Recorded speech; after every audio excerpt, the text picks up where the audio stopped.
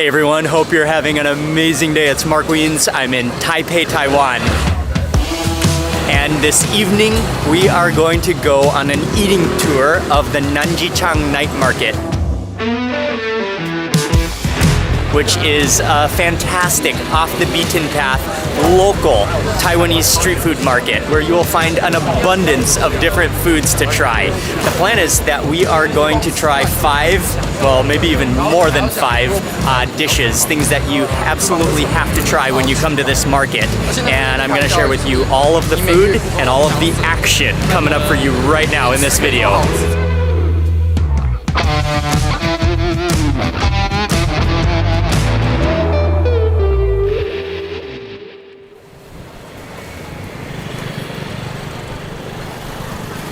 Welcome to the Nanjichang, not only just a night market, but a day market. It's just a food street. It's about 2 p.m. This is where we are going to begin this food tour. So we're gonna start eating now. There's a few things that we're gonna try first before it starts getting busier. Right at the front, at the entrance here, there's a place that I wanted to check out and eat. Right there, you can see it's pretty busy already. People are eating, and we're gonna go there first to begin this tour of the Nanjichang market. They're famous for the tube steamed sticky rice and also a variety of soups and also the lu rou fan, the braised pork over rice. But I especially want to try the sticky rice tube and the soup. And then that's probably good because we have so much else to eat. Oh man, it's such a friendly place and they're so friendly. And then they just have all the food up here at the front. These are the giant steamers where they steam the tube sticky rice in the bowls. And then they have the soups going, just constantly steaming. They have all the braised pork and parts over here, and at the front, it's just non-stop food action. I mean, people come here just lining up, non-stop people eating here too. It's so much action, so many delicious aromas. And because the seating is all full here, street side, they gave us a table a little ways down the road, which they have a few more tables set up over there. But I cannot wait to dig in. Oh, nice. It smells really good, and it basically instantly arrives at your table because everything is just steaming and hot and fresh and ready to go, and they just literally just pull it out of the steamers and bring it to your table. Okay, here we go. It's sticky rice, which is cooked and then mixed with sauce, I believe, and then steamed traditionally in bamboo, but this time maybe in a can. Oh, I love that sticky texture. It looks like there's some mushrooms in here, some slices of pork as well. Oh, it's egg, but there's pork on there too. I love the texture of that sticky rice, and that immediately brings back memories. It's one of my favorite things to eat at dim sum restaurants where they steam sticky rice in a lotus leaf, and it gives off that fragrance. This has that same texture. It has a delicious fragrance as well. And I do believe that this tube rice was traditionally steamed and cooked in bamboo, but now I think they use cans, but it has that same gooey texture, almost pudding-like. Then with the flavor of the pork, that sauce is kind of sweet, and then it does have some pork on it. For me, it's all about that sticky, gooey, fragrant rice. That's the highlight for me. And then, along with your sticky rice, tried 2 different soups. Braised meat soups. This one looks like it has some melon, and then some big chunks of meat in there too.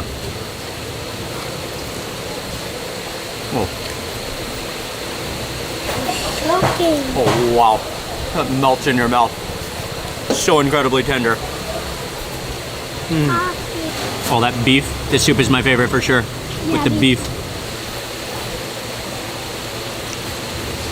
That was beef, but this one is definitely pork. With bitter melon, yes. It's really white though. This one's very clear.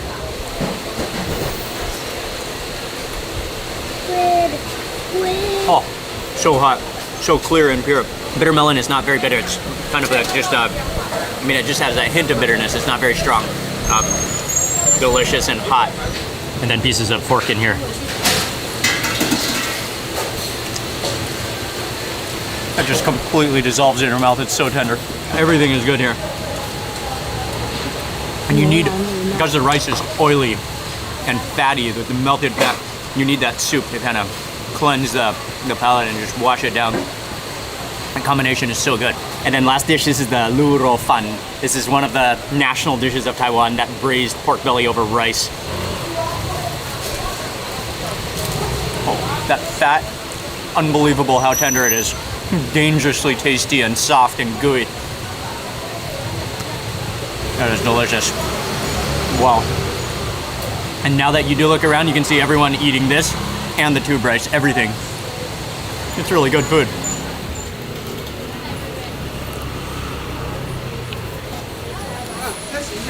As you get to the bottom of that rice noodle, you taste a little dry shrimp. That's also what's powering the flavor.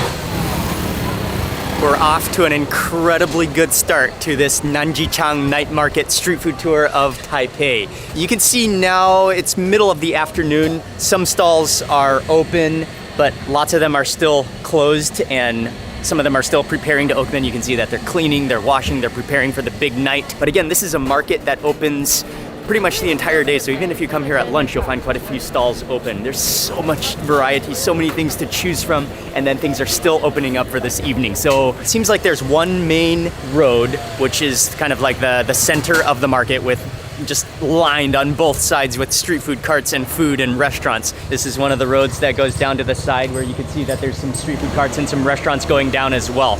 So that kind of looks like the main structure of the market, but we'll see how things continue to develop and change and get busier throughout the night as we keep on eating.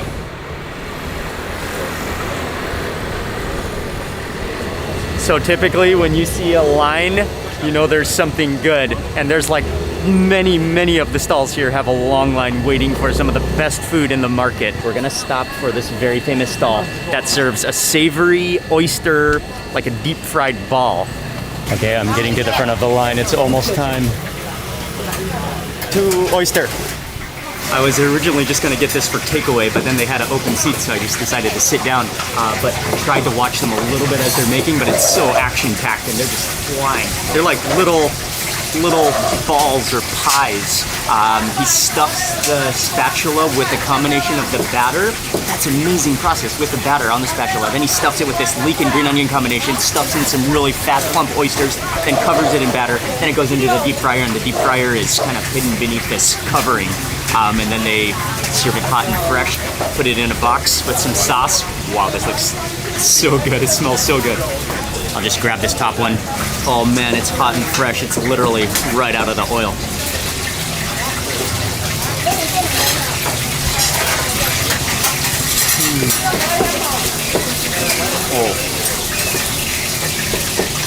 Oh wow, that's hot. Oh wow, that's delicious. It's so crispy and juicy and sweet, and literally that oyster just kind of melts in your mouth, and then you've got all of the flavor of the leeks. And finally, leeks or chives and green onions. Oh man. Melt in your mouth. Crispy. Oh, it's so good. Wow, hot and fresh. And on that bite, I didn't get any of that sauce. So, gotta reach in next for that sauce. Oh, the oyster.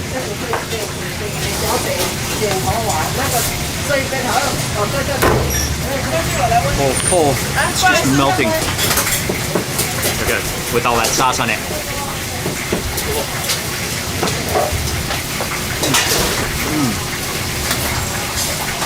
Oh man, I'm not even totally sure what that sauce is. A little bit of chili in it, a little bit of a almost fruity flavor as well. Wow. The oysters are just so sweet, and they literally just melt in your mouth. Oh man, this is something I haven't had before in Taiwan. It's almost like an oyster bajia. It's so addictive. It goes down so easily as well.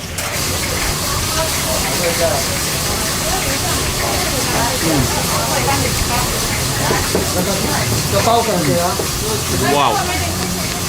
So tasty. Thank you very much. Oh man, we are off to a good start. That was impressively tasty, and they're so nice as well. We gotta move on to the next spot. Picking up in business, this place gets so crowded, and the popular places have extreme lines. I'm very excited about the next place. It's one of the national foods of Taiwan, something that has a very strong aroma and a very strong odor, and you can smell from across the town, but something that tastes incredibly delicious, and we're gonna go try it right now. It's a very famous place. There it is, the tower, the steaming rack of stinky tofu, smelly tofu, fermented tofu. It's actually, the aroma is quite pleasant actually. I kind of like it. It doesn't smell too strong actually here. I've definitely smelled stronger, but that's the dish that you come to eat here. This is called the smelly tofu boss, and this was actually featured in the Michelin Guide as well. Oh man, that is so cool. When you order, it comes hot and fresh. Okay, it does have a bit of a pungent aroma to it. As soon as you order, she takes it out of the bamboo steamer. She puts it onto a plate, and then it has this broth, the stinky tofu broth. She asked you if you want it spicy. Very spicy, okay. Okay. Okay. Of course we want it spicy. She mixes in some of the chili paste, mixes that in, and then adds in some basil, it looks like. Then pours that sauce back onto the tofu. And then I also saw the tomato soup, so I decided to try some tomato soup. Although they do also have some other rice dishes as well here that look pretty good. Okay, I cannot wait to try it. You can see the kind of almost cheesy bubbles in that tofu.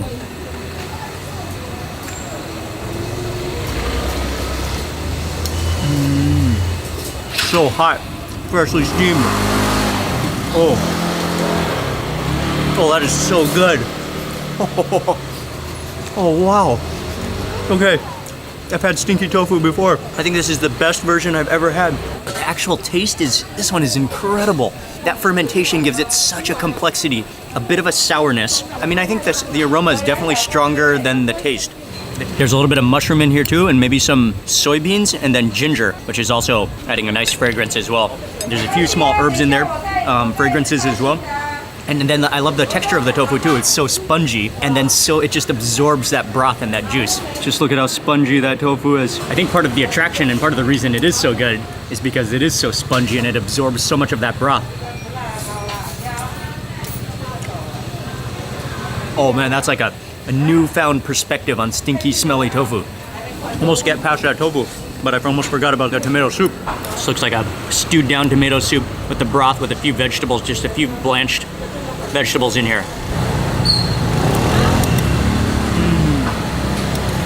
Oh. These tomatoes melt in your mouth. They're tart. I love that flavor. That's just straight like a liquid tomato broth. And I think I believe that this place is vegan. It's plant-based restaurant, just using that fermentation for the complexity of all that flavor. I have to be completely honest with you. That was delicious. I didn't want it to end.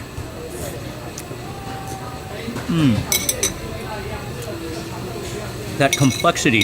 Oh man. Give stinky tofu a try. So next up on this tour, there is I think it's almost always a continuous line here as soon as they open up at 4 p.m. in the evening. And it's for a unique sweet that they bake in this barrel oven. It's a very famous place, something you have to try when you're at this market. And it's actually called Unnamed. I'll tell you the story when we get to the front there.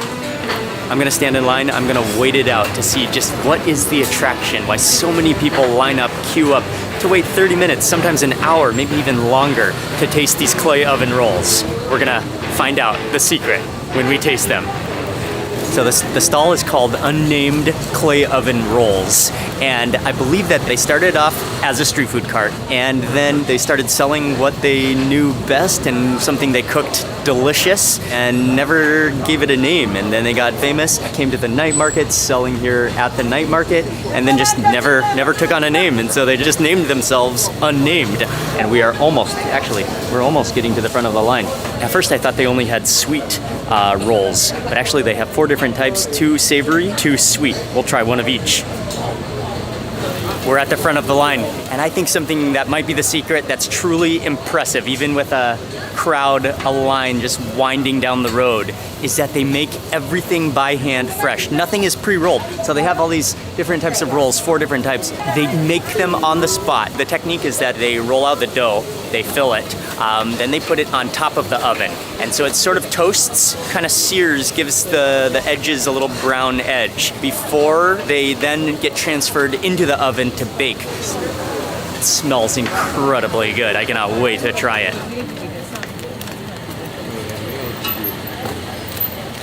We ended up getting 2 of each because they're pretty small and we waited in line for so long. What's unique here also is that every shape is a different flavor. So I think this one is the salty savory bag and this one is the sweet bag. Okay, let's try this one. I'm thinking to break it in half first so we can see on the insides what's all in this one. Oh, it actually looks quite simple. Green onions, a little bit of sauce, and then just that dough.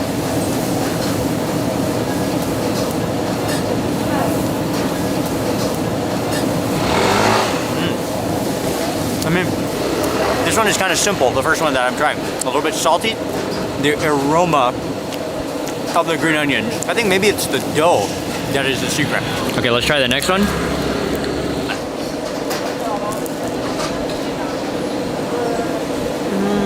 This is one with minced pork. Right, the minced pork one, that has more flavor. It's a very thin layer of pork with that sesame seeds. Again, I think it's the dough that is really special here. Flaky, crispy, kind of buttery, and definitely traditional. Okay, here's the sweet ones right out of the oven. They're really hot. And 2 different versions. Oh, this one is definitely the red bean, and the other one is sugar.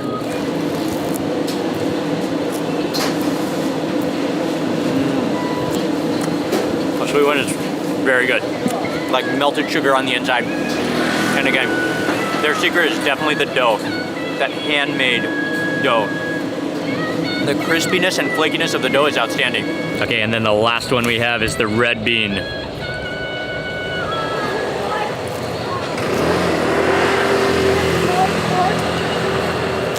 Oh, the red bean is excellent. With the sesame seeds with that starchy red beans on the center, not too sweet. And again, that dough. Sweet ones are really good and definitely extremely popular. It's starting to get dark. Now the people are starting to pick up. It's starting to get a lot busier at this time. A lot more stalls are opening at this time as well. And so we have a few more things to eat on this tour. Oh man, okay, I had a feeling this place would have an extreme line before they open. And it is the longest line at the market without a doubt, stretching from the stall all the way down the road and into the alley. But this is really, when I wanted to come eat at this market, this was one of the places that I absolutely said I have to try. It was written about and featured in the Michelin Guide, as were some other places in this market. They are extremely famous for their sesame oil chicken, which this is gonna be my first time to try it. I think we have to wait out the line. Oh man, this place must be incredibly good. We're gonna find out. Ying is waiting in line. Hopefully it doesn't take too long, but that's okay. Oh, it just smells incredibly good. Standing here at the front of the stall, you can just smell the aroma. It smells so good. Oh man, it's just like this warmth of sesame oil that overwhelms you. You wanna bathe in it. It smells so good.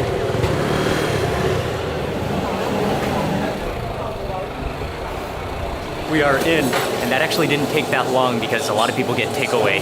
We're kind of just jam-packed in this room behind the stall.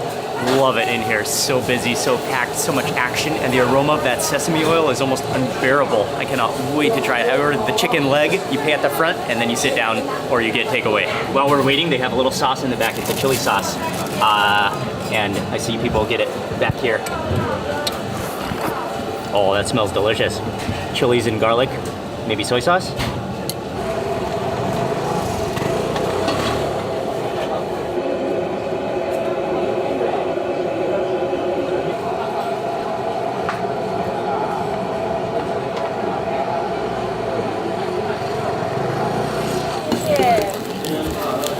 Okay. Oh, thank you very much. Here it is. The wait is over. The sesame oil chicken. And I got the bone, the drumstick, which is actually a giant drumstick, and that soup is so aromatic. Oh man, it's like the thickness of gravy. And then we also got the vermicelli, which looks like it's with the same sesame oil plus garlic. And then we got some of the daily vegetables. Kind of looks like lettuce. Oh wow, so you can see that layer of sesame brown golden sesame oil plus the broth plus the chicken. So the chicken has just been kind of sliced off the drumstick and into the soup. But we have to try that soup first. The broth.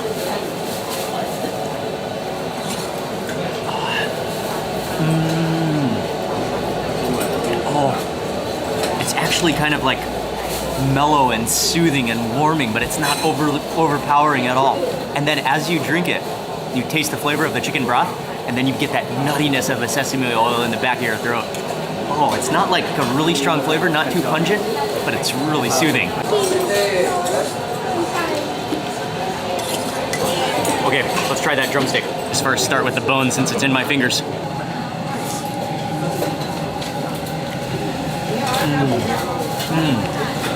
Oh, the texture of that chicken, you can tell that it's a natural tasting chicken. I love the texture of it. It's also gooey, and you, like, it's not so much fatty, but you feel like the collagen of the chicken. Oh, the texture is fantastic. Yeah. That's like real natural tasting chicken. And then it's like cooked down so it's so soft, but not mushy at all. You really feel the grains of the chicken. Oh, it's good. And the skin is actually like gelatiny. Okay, I'll reach in for a piece of the chicken. You can see, just you have to admire the texture of that chicken. I mean, if you were to break it apart, I might need to use my fingers to just kind of break it apart. You can see just the grains of the chicken. Oh, that is so hot. And I think I will dip into that sauce, which looks like possibly some ginger and chilies in here.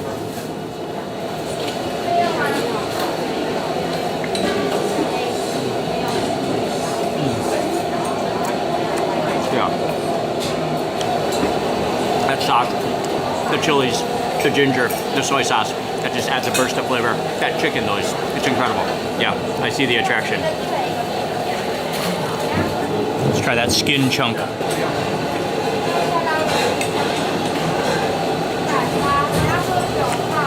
That skin is so gelatinous, so gooey. That meat underneath, you can just tell like how muscular that chicken is.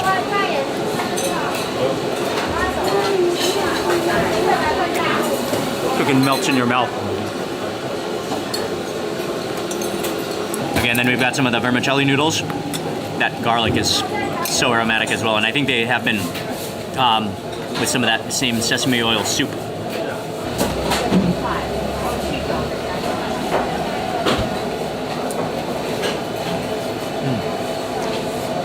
That's going to do very plain. Just the flavor of the garlic and that chicken broth and the oil. And then we got some of the daily vegetables. Kind of looks like lettuce. Okay. Then for my next bite of chicken, we got to dip into the sauce.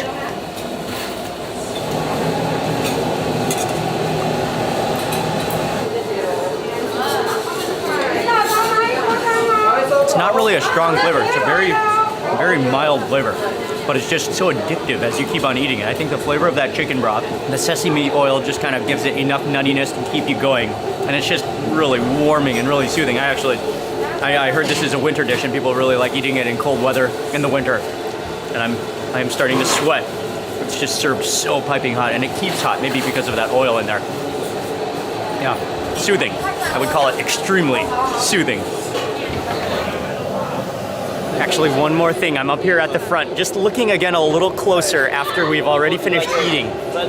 Could that have been just a single drumstick in that bowl that I just ate? Was that just a one drumstick? It is huge. And yet, at the same time, it feels like such a natural chicken. That must be, I mean, they have a pot of them. They're like meaty, like almost looks like the size of a turkey drumstick. It's huge. That was delicious.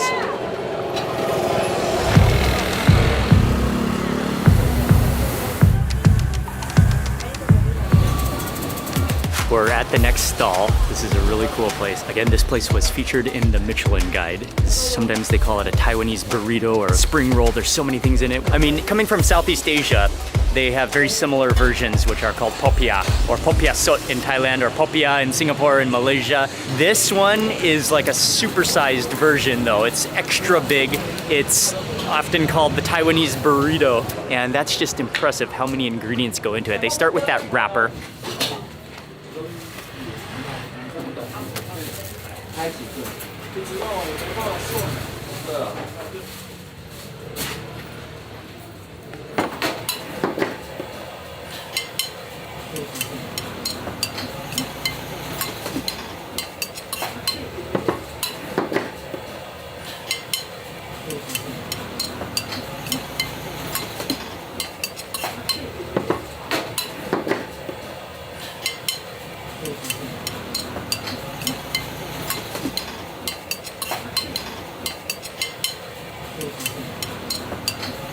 they add in some sauce, they add in some pork, they add in some pork floss, they add in some peanuts, some coriander, and it moves over to the next station.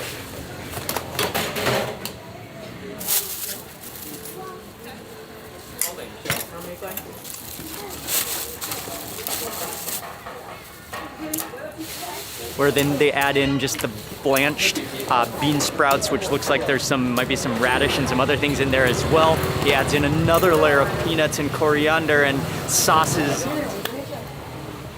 It's so complex. There's so many things that go into it. And it's really cool to watch the whole process as they make it as well. And it's hot and fresh. Let's try it.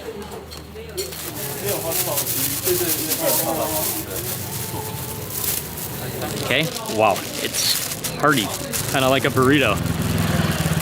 And you can feel that wrapper is really nice and soft. Oh, I even saw him do some sprinkles, which looked like almost like seaweed. Loaded, fully loaded. Here we go.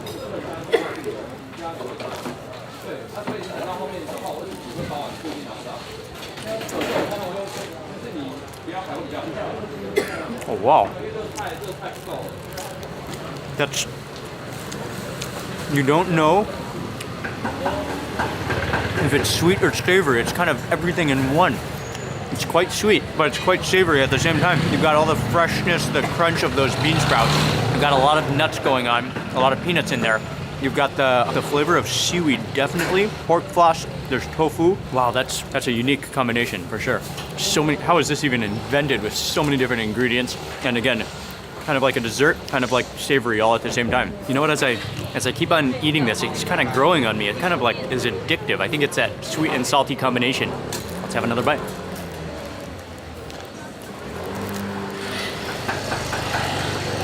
Oh. And I got a really big piece of pork rind in that bite too. There's pork rind, I think there's pork floss. That's an incredible mix of ingredients. And really, I think this could go for either. It could be almost considered a sweet dessert crepe, or it could be considered a savory snack, a burrito. Definitely unique, and definitely a very interesting blend of ingredients. It's about 6 p.m. It's dark now. The market is pretty much in full force. But again, that's something that's so cool about Nanjichang Market, is that it is a day market. You can come here in the afternoon and just start grazing, eating your way through, and then just work your way up to dinner. And to be quite honest with you, there's still so much more to eat. There's so many more dishes, so much more food, so many more packed places. I mean, I saw a place that serves really good looking oden. There are places where you can get steamed buns. There's dumplings just out of control. And if you come down some of these side lanes, there's just restaurant after restaurant. Yeah, just dumplings. You'll just find so many discoveries. 10 lanes down the alleys. There's just food after food after food. And then you start getting into restaurants. Look at this place. Wow. Oh man, it's a food haven, without a doubt. We tried some delicious food, but I really would like to encourage you to do is when you come here, just whatever you see, jump in line, try some food. There's such a variety, so many different things to choose from, and so don't just limit yourself to the things that I ate, because there's so much more as well. But that hopefully just gives you a little bit of an idea and a little bit of a recommendation, some of the things to try, and especially to just come here when you are in Taipei to experience a really authentic, off the beaten path night market Taiwanese street food experience. And so that's going to be it for this video. I want to say a big thank you for watching this night market tour in Taipei, and I'll have the information in the description box below. And then also, if you haven't watched other videos in this Taiwanese street food series, we're eating our way around Taipei. You're not going to want to miss any of the food in the other videos as well. So stay tuned, and thank you so much for watching this video. Please remember to give it a thumbs up if you enjoyed it. Leave a comment below. I'd love to hear from you. And if you're not already subscribed, make sure you subscribe now for lots more food and travel videos. Good night from Taipei. I'll see you on the next video.